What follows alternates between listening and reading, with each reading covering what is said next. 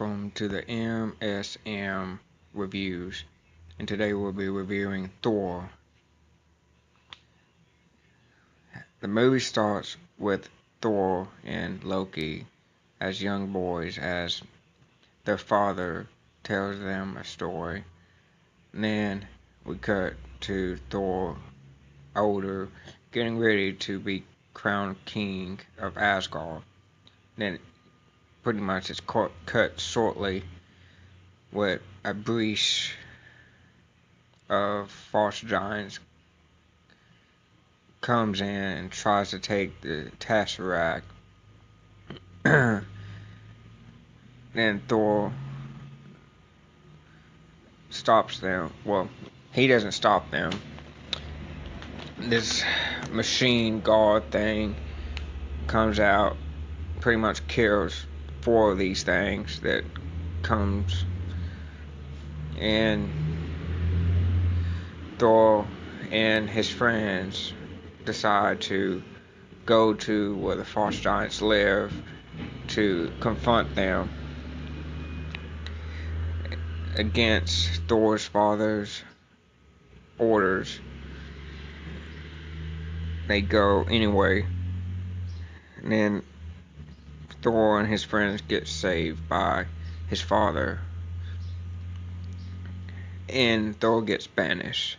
He gets sent to Earth, and his powers removed, and he does not have the ability to lift his hammer until he proves himself worthy, pretty much. So mainly we spend our focus in the movie with Thor on Earth, and this is actually a pretty good fish out of water story. So through the whole movie, Thor actually gets humble himself and really sees the true nature of, what it takes to be worthy and honorable. So he does learn through his banishment, but behind closed doors, Loki takes the crown as Thor's father falls ill, and it turns out Loki had the false giants sneak in. He gave them a way to sneak in, so he aligns himself with these false giants, and it turns out apparently Loki is part false giant, which he did not know during childbirth. He finally finds out when his father tells him, and they have an argument, and this is how Thor's father gets ill. And then Loki sends this giant machine you see at the beginning of the movie that protect the Tesseract from getting taken from the false giants. Loki gets control of it, sends it to Earth, pretty much terrorize the people, and Thor pretty much goes to the thing and talks to it, because pretty much Loki's controlling it. So Loki hears him and knocks the hell out of Thor. So we believe that Thor is dead, because he's pretty much human. And then next minute, the hammer comes out of the ground, flies all the way to Thor, and Thor gets his powers back because he made the ultimate sacrifice. And he gets his powers back, destroys the robot machine, then ends up going back to Asgard and faces his brother Loki. And him and Loki have this fight.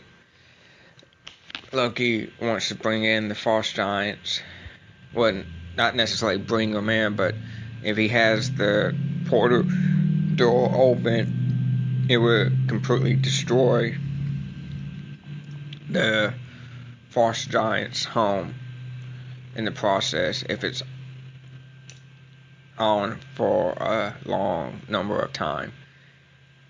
Then Thor hears this from Loki, then decides to destroy the bridge. And right when he destroys the bridge, the machine breaks, so the false giant's home, the portal is closed off, breaks, falls, gets destroyed, and him and Loki are hanging on an edge with Thor's father holding on to Thor's leg while Thor has the staff trying to hold Loki to try to pull him up, and Loki just couldn't bear it and lets go, and we think Loki died.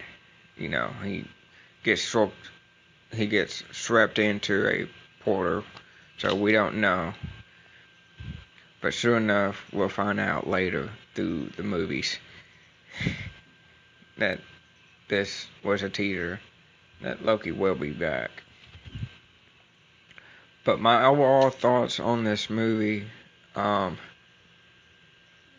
think out of the first phase movies, besides Iron Man, I think this was my second favorite Marvel movie, because it kind of was in that, realm of, kind of medieval kind of, when we see a little bit of Thor's home, and the way they talk, and kind of reminded me, I love that kind of, I always like movies like that, like when it deals with, the kind of period like that, people talking Old English, and I don't know, it's just, I was drawn to that and wanted to see more Thor movies, and I was excited for more Thor movies. And also, I think they did a hell of a good job casting Chris Hemsworth as Thor. Not to sound gay, but he is a very handsome man, and a fucking badass on top of it. Like, shit. But if you have any thoughts on how this movie made you feel, please put it in the comments. If you liked what you heard, like, share, and subscribe, and I'll catch y'all later.